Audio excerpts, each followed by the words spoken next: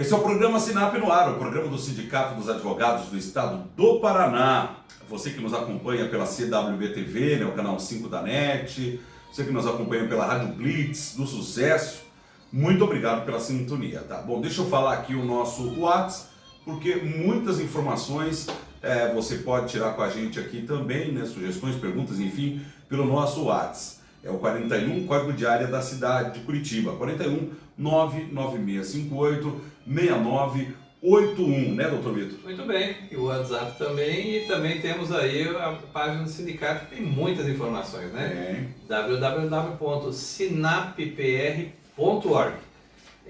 Pessoal, acadêmicos e acadêmicas de Curitiba, exclusivamente para as universidades, faculdade de Direito de Curitiba, estamos convocando aí o pessoal para mandar currículo, porque nós estamos com uma vaga de estágio aqui mesmo no Sinap.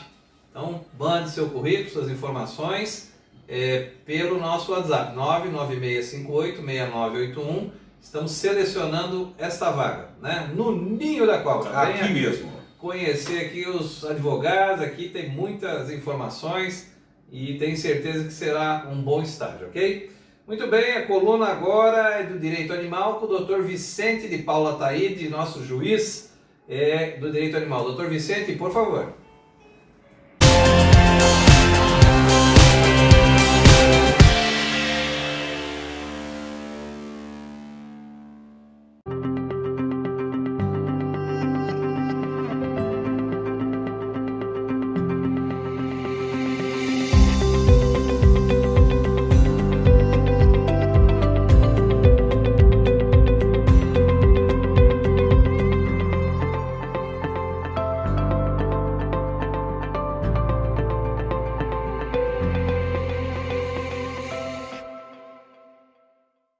Olá, meus amigos da Rádio Blitz, da TV CWB, especialmente aos nossos colegas que sempre nos acompanham na coluna de Direito Animal do programa Sinap no Ar.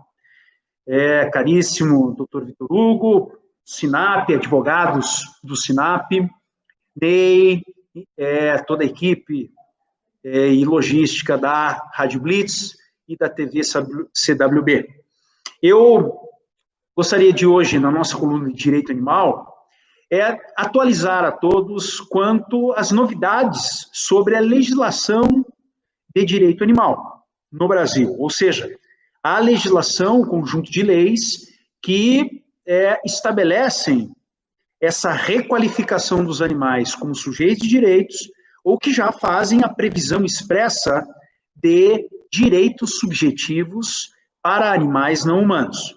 Eu tenho procurado sempre frisar que o direito animal no Brasil, ele já é direito posto, nós temos direito positivo e, portanto, nós temos ferramentas jurídicas, normativas à disposição de todos os advogados para patrocinarem demandas judiciais de defesa de direitos subjetivos animais.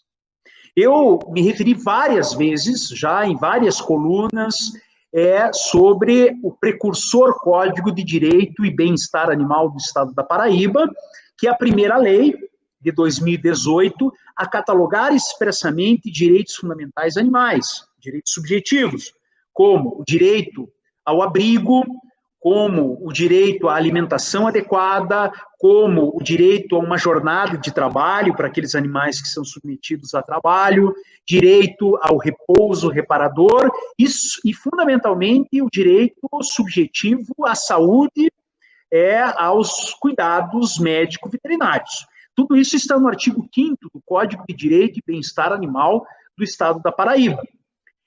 Em 2018, eu também já tive a oportunidade de falar isso aqui no canal, o estado de Santa Catarina fez uma alteração no seu Código de Proteção Animal para, no seu artigo 34A, dizer que cães, gatos e cavalos passam a ser sujeitos de direitos. É verdade que Santa Catarina retrocedeu no mesmo ano e suprimiu os cavalos como sujeitos de direitos. Mas aí, qualquer aluno de direito constitucional sabe que, em matéria de direitos fundamentais, incide o princípio da vedação ao retrocesso, de maneira que nos parece absolutamente inconstitucional essa retirada dos cavalos da lei no que concerne ao reconhecimento de sujeitos de direitos. Mas, talvez a novidade mais interessante nessa atualização é o Rio Grande do Sul. Neste ano de 2020, portanto, bem recentemente, há poucas semanas atrás, a Assembleia Legislativa do Estado do Rio Grande do Sul editou o seu Código de Direito, o Código de Proteção Ambiental. Mas lá dentro desse Código de Proteção Ambiental, no artigo 216, ele fez o reconhecimento de que animais domésticos de estimação, todos os animais domésticos de estimação, portanto, não apenas cães e gatos, como fez o Código de Santa Catarina, mas qualquer animal de estimação, animal doméstico de estimação, fica submetido a um regime jurídico especial e são qualificados como sujeitos de direitos, eles têm o direito a defender esses direitos através da tutela jurisdicional, eles gozam da tutela jurisdicional e não podem ser tratados como coisas. Lei agora, de 2020, do Estado do Rio Grande do Sul. Portanto, Rio Grande do Sul, Santa Catarina, possuem legislação afirmando que determinadas espécies animais são sujeitos de direitos. Nesses estados, pelo menos, esses animais não podem mais ser tratados como coisas. Não podem ser partilhados, não podem ser deixados como herança, não podem ser comprados e vendidos, porque não são coisas. Né? Possuem uma dignidade e agora uma subjetividade jurídica reconhecida por lei. E é claro que o Código da Paraíba é o mais avançado de todos a catalogar especialmente quais são os direitos fundamentais que os animais, enquanto sujeitos de direitos, realmente ostentam. Isso demonstra que, a par e passo, cada vez mais, gradualmente, o direito animal se amplia, se expande na legislação dos estados. Por que na legislação dos estados?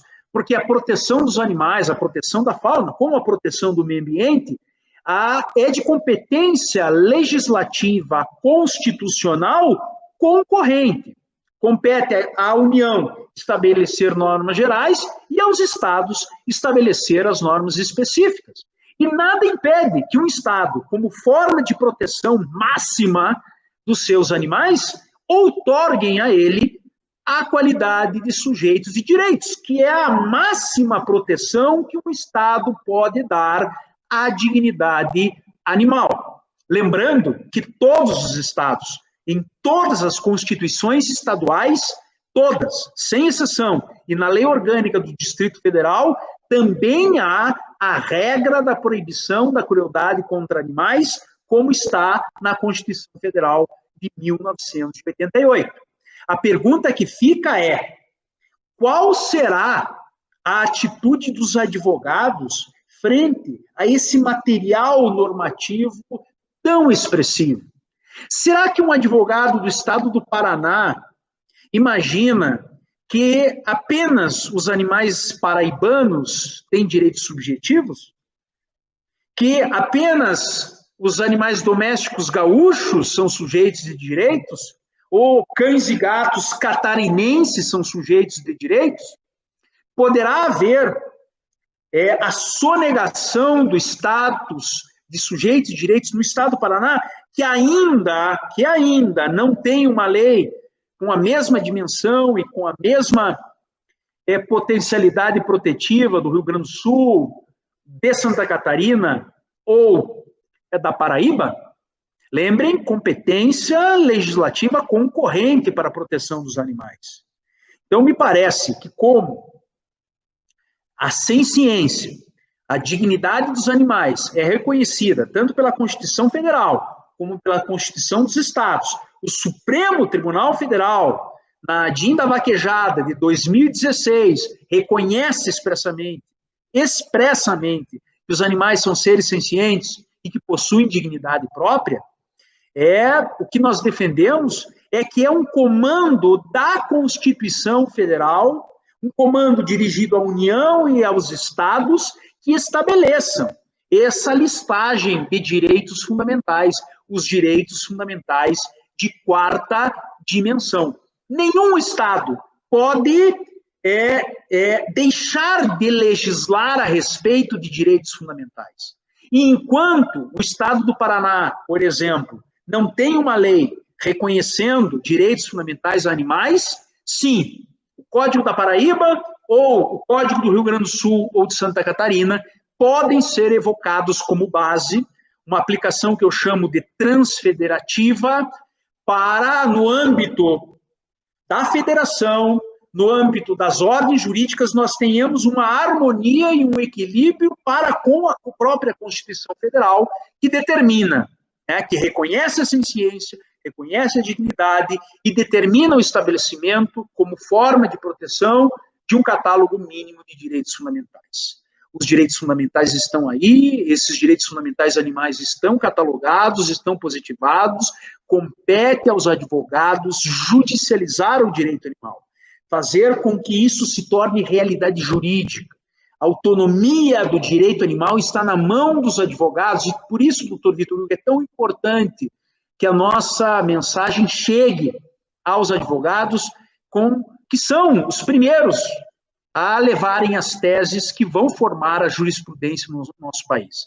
Não há jurisprudência nova, não existem teses novas, não existe mudança de paradigmas sem a atuação imprescindível da advocacia. Não é à toa que a Constituição reconhece que a advocacia é uma função essencial à administração da justiça.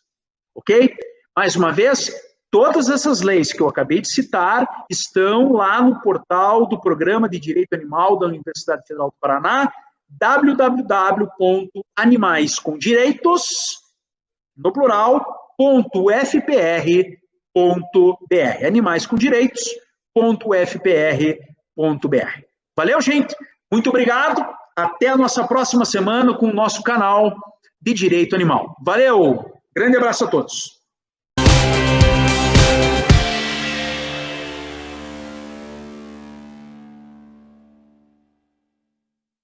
Atenção, advogado, advogada, o SINAP, Sindicato dos Advogados do Estado do Paraná, convida você para o Café do SINAP, todas as quartas-feiras no Hotel Del Rey, no centro de Curitiba, às 8 em ponto, viu? Na rua Hermelino de Leão, 18, no centro da capital paranaense. O custo antecipado do café da manhã é de R$ 35,00 por pessoa. Na hora, R$ 39,00 por pessoa. A adesão pelo site www.sinappr.org. Esperamos você lá.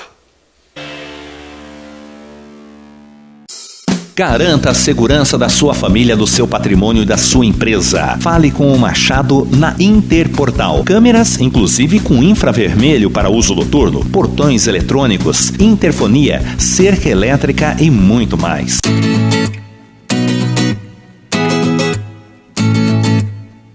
E a Interportal. Interportal, atendendo a grande Curitiba. Anote já esse número. Segurança é tudo na vida. A Zaido Contabilidade é uma empresa idônea, com foco na qualidade de gestão contábil de empresa de Curitiba e região. Serviços contábeis para advogados, reestruturação societária, com o objetivo de reduzir sua carga tributária, fóssil de serviço, adição e alteração de sócios e serviços na sociedade, contabilidade gerencial. Auxiliamos seus gestores na tomada de decisão. Aplicativo Zaido Empresas, análise financeira na palma da mão. Contabilidade especializada em escritórios jurídicos. Acesse www.zaido.com.br ou ligue 41 3027 9555. Bateu a fome? Então anote esse número aí: 3085 9066.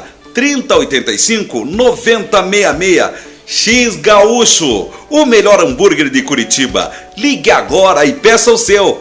3085 9066. Ah, esse número também é o WhatsApp, hein? Não passe fome, passe no X Gaúcho. Anote o número aí: 3085 9066. 3085 9066. X Gaúcho. Que delícia!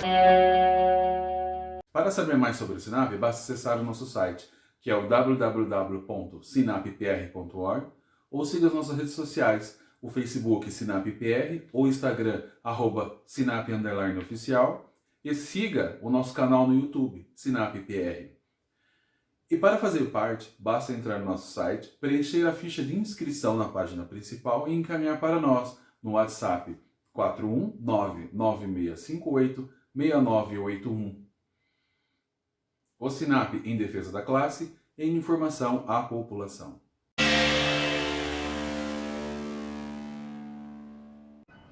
A gente continua com o programa Sinap no ar, o programa do Sindicato dos Advogados do Estado do Paraná, tá? Vamos falar o site para vocês do Sinap, que é o www.sinappr.org, para você tirar suas informações, e o telefone fixo que ainda existe, doutor Vitor. Muita gente usa. Muita gente usa, Muita gente usa. 41 3078 7689, doutor Vitor. E é o nosso convite para você, advogado e advogada de todo o estado do Paraná, faça a sua inscrição, venha se inscrever no sindicato, unidos e teremos mais força, né, gente? Nossa coluna agora, a doutora Andréa Arruda Vaz, né? Com a sua coluna falando direito do trabalho, ok? Doutora Andréa, por favor.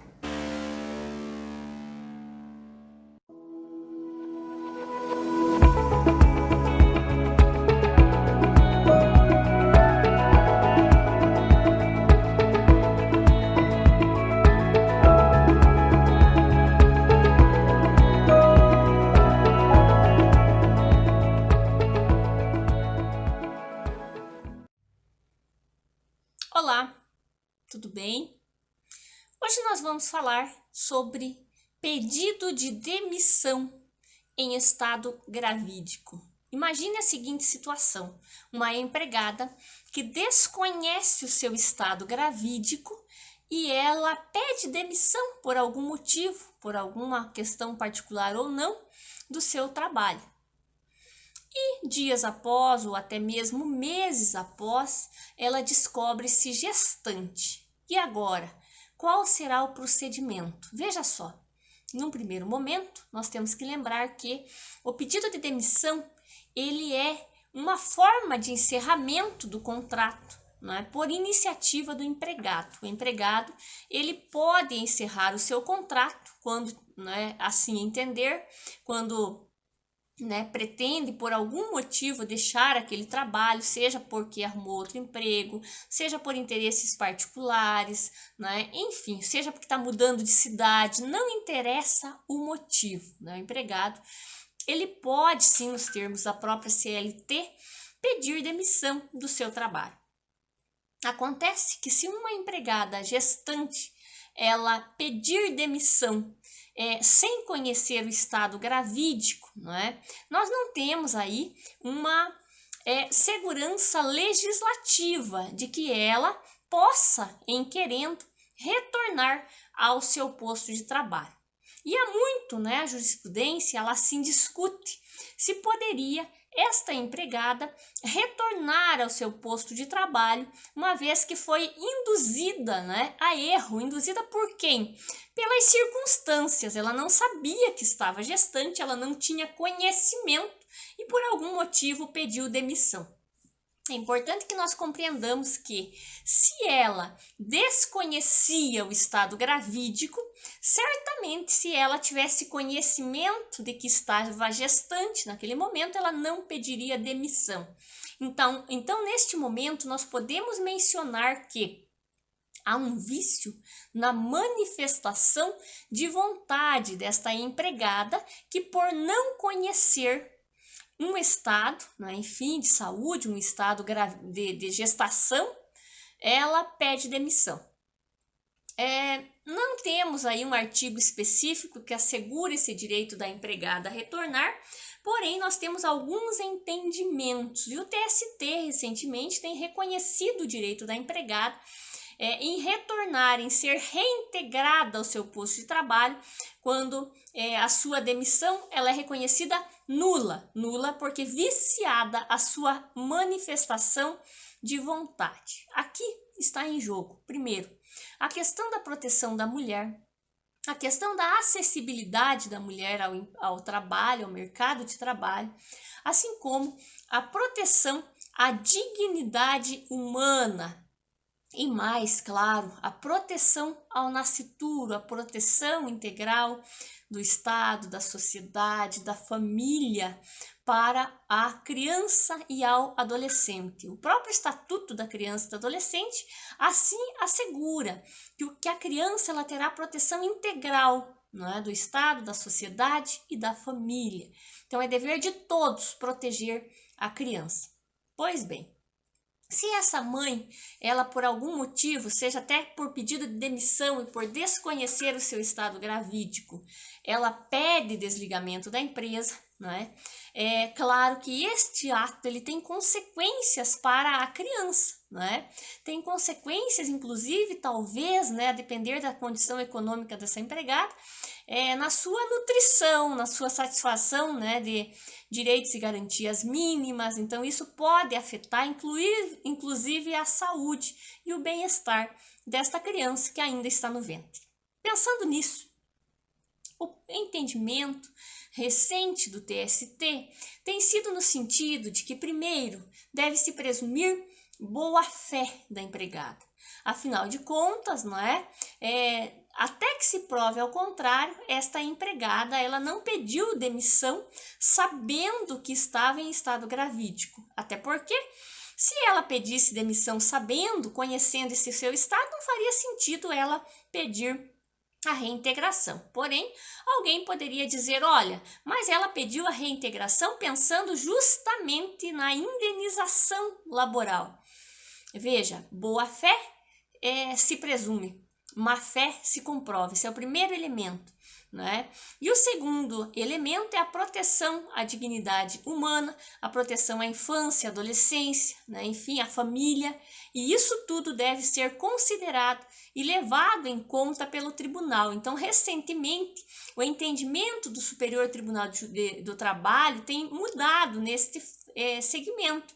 Embora não haja uma lei, um artigo específico para assegurar tal condição, né? Ou seja, não é algo posto ali, escrito tão claro, os tribunais e principalmente o TST têm se manifestado determinando a reintegração. Claro, lembremos, determinando a reintegração daquela empregada que tão logo descobre-se gestante, comunica a empresa e pede o seu retorno, pede a devolução do seu posto de trabalho, explicando que o pedido de demissão foi um erro, uma vez que ela não conhecia o estado gestacional.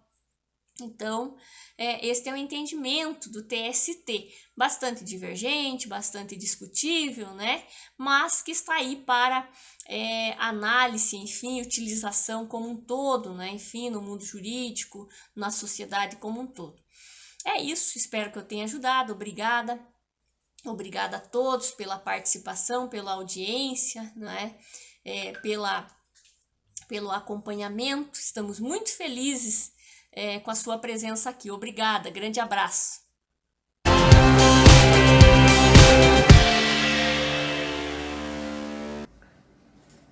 Muito bem. Agradecendo ao doutor André aí pela coluna, sempre informações muito importantes. E já vamos aí em seguida com a doutora Fabiana Caricati, né? Direito tributário. Doutora Fabiana, por favor.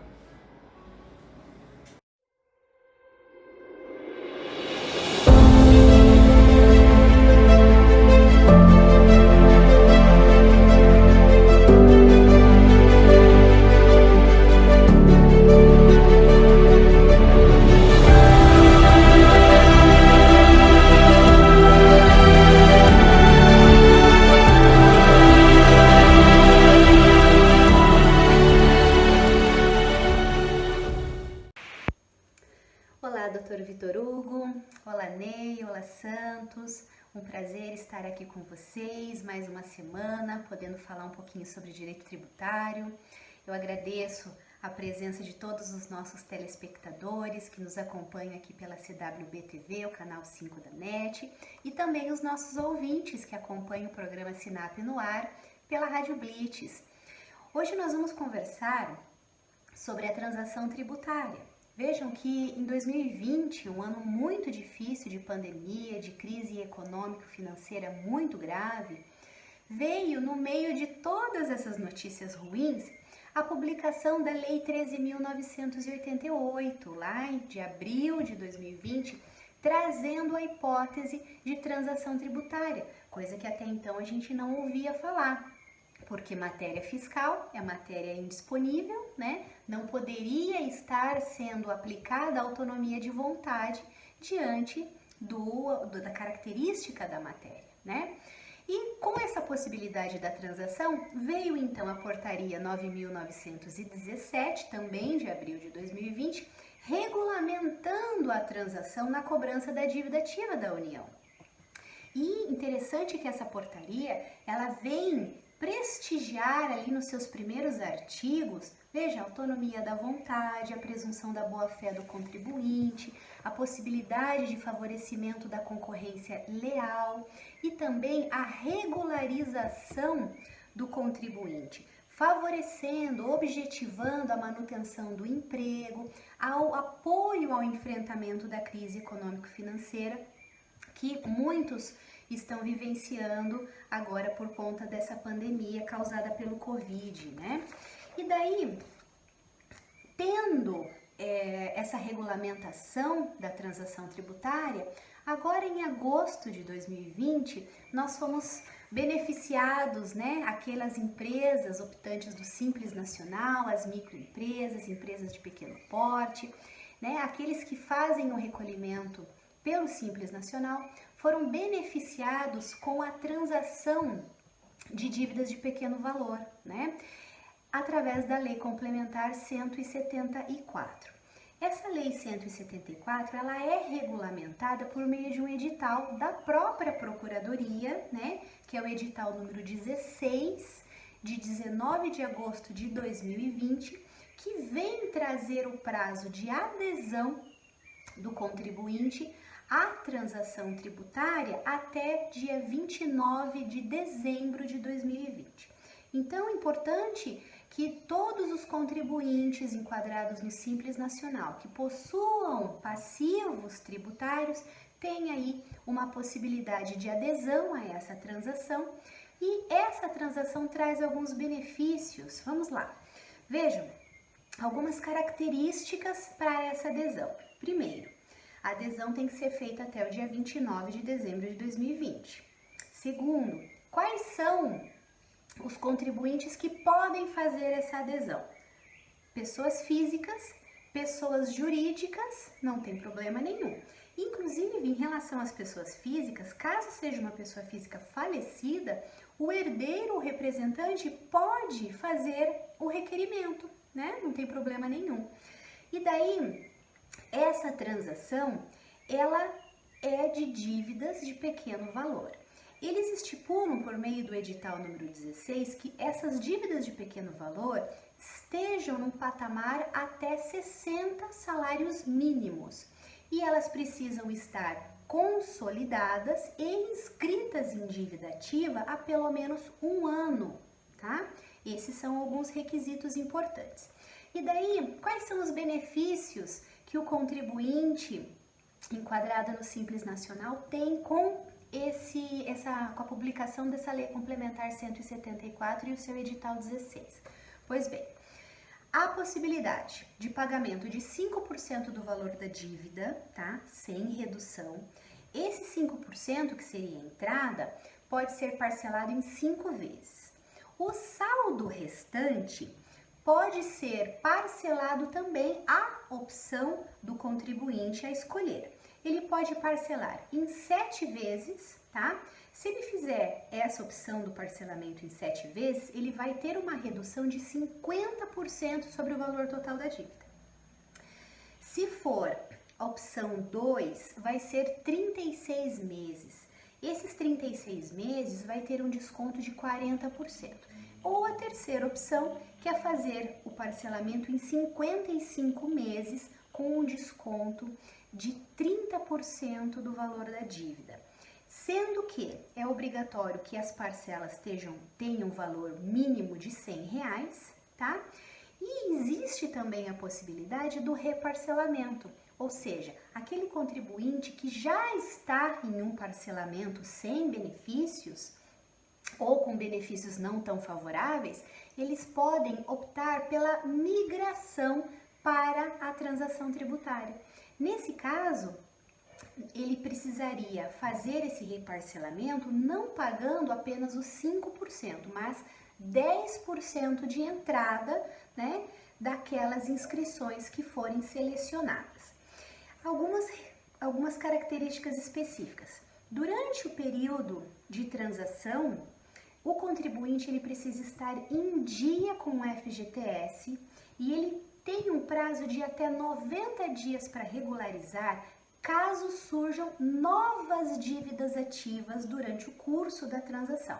Então, vejam que a própria normativa já vem a favorecer aquele contribuinte de boa fé, que realmente tem interesse em fazer essa autorregularização, como também manter-se regular com o fisco durante esse período de cumprimento da transação. Bom, algumas informações importantes. Essa transação, ela pode ser feita por meio de adesão no CISPAR, que é um sistema, é um portal chamado Regularize, lá no site da Procuradoria.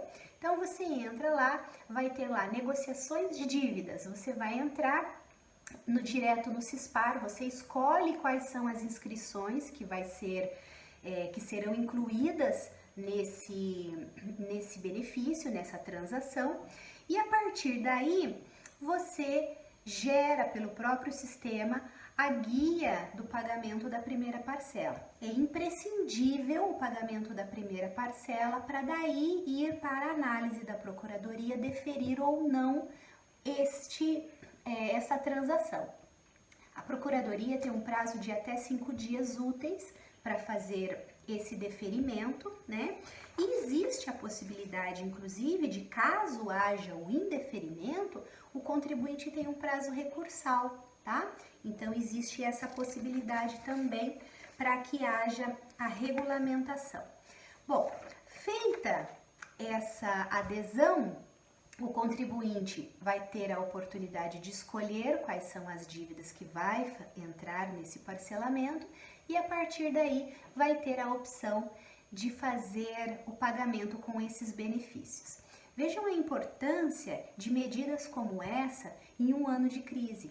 Vejam as medidas, os programas que todo o Estado está adotando para ajudar no enfrentamento à crise. A partir disso, nós vemos uma força-tarefa, né, de todos e não só aplicado aqui ao direito tributário, mas a inúmeras outras áreas, né, sociais, trabalhistas. Nós temos essa medida como uma forma de favorecer a manutenção do emprego, né, e ajudar no enfrentamento de todas essas dificuldades. Essa é uma notícia que eu queria trazer para vocês e divulguem, pois aqueles contribuintes enquadrados no Simples que possuem passivos tributários, eles têm aí a oportunidade de fazer essa autorregularização e tem que observar o prazo, 29 de dezembro de 2020. Bom, na próxima semana a gente volta a conversar sobre direito tributário, vou estar esperando vocês e uma boa semana a todos!